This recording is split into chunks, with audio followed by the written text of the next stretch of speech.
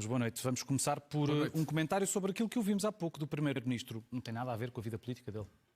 Tem. Ele está a tentar que não tenha, mas tem e tem muito. Como é que é possível um Primeiro-Ministro, que foi ele que aprovou a venda do novo banco com um mecanismo de capital contingente, traduzindo para português, um mecanismo que garante que esse banco pode ir ao Fundo de Resolução, buscar dinheiro do Estado para se capitalizar, foi António Costa quem deu o seu ok, a sua luz verde a este mecanismo, e o seu Ministro das Finanças, Mário Centeno, na altura, e agora vem dizer que não tem nada a ver, ele é a mesma pessoa. E é a mesma pessoa que está na Comissão de Honra de uma candidatura de um senhor que é também empresário, que se calhar também vem dizer que não tem nada a ver, e é claro que tem tudo a ver, ser presidente de um clube e ser empresário, porque esse senhor ficou a dever, e atenção, é preciso sublinhar este número e voltar a repeti-lo as vezes que forem necessárias. Ele devia à banca mais de 700 milhões de euros e só ao novo banco, no ano 2018, foram apagadas nas contas do banco 225 milhões que eram referentes ao grupo Promovalor de Luís Filipe Vieira. 2 pontos, não o pagou ao banco. E quem é que pagou esse dinheiro ao novo banco? Foste tu e eu. Fomos todos nós portugueses. É incrível. Este assunto é muito mais grave, mas 200 vezes mais grave do que aquela história dos deputados e dos secretários de Estado que foram convidados para o futebol e receberam um bilhete para ir ao futebol. Sim, mas não tem nada a ver. Isto é de uma gravidade... Absolutamente. Portanto, achas que isto é muito mais grave do que a questão dos bilhetes? Muito mais grave. Um presidente. Mas, na realidade, são nomes que estão numa lista. Isso é diferente de estar a fazer campanha ativa. Não estamos a fazer nomes, aquilo quando dás um nome para uma lista, quando qualquer um de nós dá um nome para uma lista, associa-se à causa. Então o primeiro-ministro deste país, que arranjou uma guerra enorme, pública pelo menos, não sabemos se aquilo era fachada, se calhar era, mas publicamente deu uma descasca, por assim dizer, em bom português, no seu Ministro das Finanças da altura, dizendo que ele não tinha nada que ter pago os 800 milhões ao novo banco através do Fundo de Resolução, ainda no início deste verão. E é o mesmo Primeiro-Ministro que aparece na comissão de candidatura de um banco que teve que apagar 225 milhões das suas contas porque o grupo Promovalor de Luís Filipe Vieira não lhe pagou. Mas que é isto? E pergunto eu também. O Fundo de Resolução é participado pelo Estado. Quem representa o Estado no Poder Executivo é António Costa. O Fundo de Resolução verificou que este dinheiro foi apagado das contas e não foi reavido e achou que se devia fazer uma auditoria. O Sr. Máximo dos Santos, que é o Presidente do Fundo de Resolução, disse, então, mas se não pagam, faça-se uma auditoria para perceber em que condições é que esse dinheiro foi emprestado. Onde é que está essa auditoria? António Costa mandou fazê-la? Então e aparece na Comissão de Honra? Eu acho que os portugueses perderam a capacidade de se indignar, muitos deles. Acho que devemos todos voltar a ter capacidade de nos indignarmos perante estas coisas. Porquê? Acontecem porque isto é tão grave, tão grave. Outra coisa, porque é que o governador do Banco de Portugal, o primeiro-ministro, o ministro das Finanças do nosso país nos disseram claramente que acabou o crédito da banca aos clubes de futebol? Disseram-nos isto. Toda a gente ouviu. Eu ouvi. Então agora sabemos que há poucos dias o Benfica, que não consegue levantar mais obrigações ao mercado, porque ninguém agora vai subscrever um empréstimo obrigacionista e tem que rolar o empréstimo que lá tem, precisou de 48 milhões e de repente sabe-se que apareceu com uma linha de crédito do novo banco ativada para ter 28 milhões do novo banco para pagar aos subscritores das suas obrigações. Quando o próprio BCE disse que não podia haver dinheiro dos bancos portugueses para os clubes de futebol. Mas desculpa, estão todos a enganar-nos. Desculpa a expressão, andam a gozar connosco, não há outra expressão. Isto não é admissível. Perante a gravidade daquilo que estás a dizer, e recordando o caso dos bilhetes para o futebol oferecidos pela Galp a ex-governantes. Os governantes acabaram por sair. Que consequências é que devia existir neste caso Fernando para António Rocha Costa Andrade acabou por sair e é uma pessoa que eu faço questão de convidar muitas vezes para as minhas conversas em estúdio. Desta semana. Porque é um técnico competente, é um homem competente e honesto. Mas que consequências então é que deveriam ser retiradas por Fernandino e por António Costa? Acho que todos... Porque não basta indignar, não é? Para haver... A indignação não é suficiente. Estamos numa democracia representativa. Se eles lá estão, alguém os lá pôs. Mas eu não quero entrar em campanhas nem em sentidos de voto. As pessoas que tirem as suas ilações. Agora, os próprios também têm que tirar as suas ilações.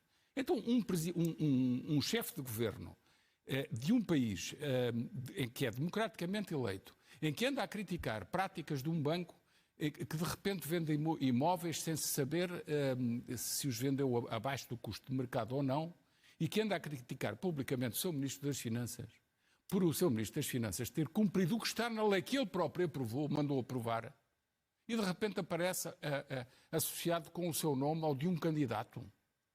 Candidato esse que, por sua vez, aparece em processos judiciais a convencer juízes, magistrados, a influenciarem situações em que o fisco estava a pedir dinheiro a uma empresa, que era IVA, gerida por um filho dele. Mas estamos em que país? Então, e outra pergunta. O primeiro-ministro do meu país não devia ser o primeiro a pedir ao sistema judicial que vá perguntar porque é que um filho de um presidente de um grande clube como aquele, que por sua vez ficou a dever tanto dinheiro à banca, porque é que esse senhor jovem não se conhece maneira de ter arranjado dezenas de milhões ou centenas de milhões de euros?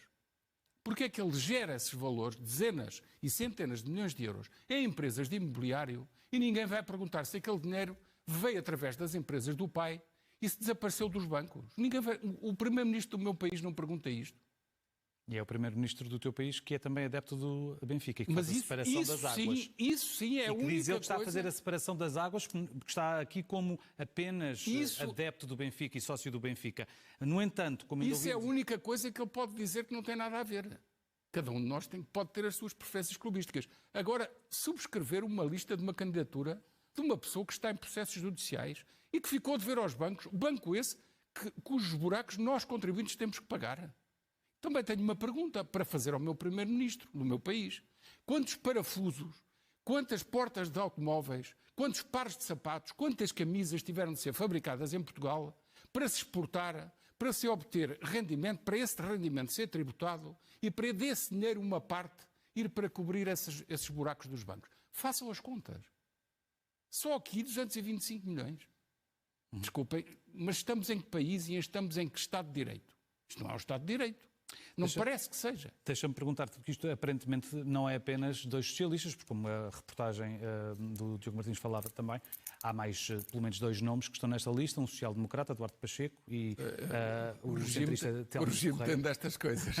E o centrista Telmo Correia, mas relativamente ao PSD, ouvimos ainda há pouco o Rui Rio a dizer que quando se está em cargos políticos de relevo, não se devem os políticos se abster de se misturar as coisas. Mas então Eduardo Pacheco, que é um destacado deputado do Partido Social Democrata também, deveria assumir e tirar eleições?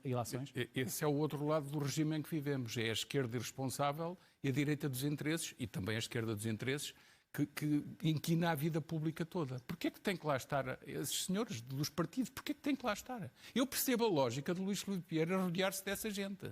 Percebo. E percebo a lógica de haver processos judiciais em que muitas vezes se almoça e se janta com magistrados e com juízes de direito. Percebo.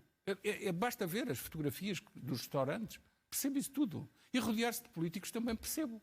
Eu rodear-me de um primeiro-ministro, de um alto dirigente de um partido que está na oposição, mas que pode ser governo, e aparecer com ele nas fotografias, eu fico mais blindado perante um poder judicial. É assim que funcionam as coisas. E como é que fica mais blindado? Como? Por autocondicionamento dos próprios magistrados. É assim que funciona. Aliás, em meios pequenos.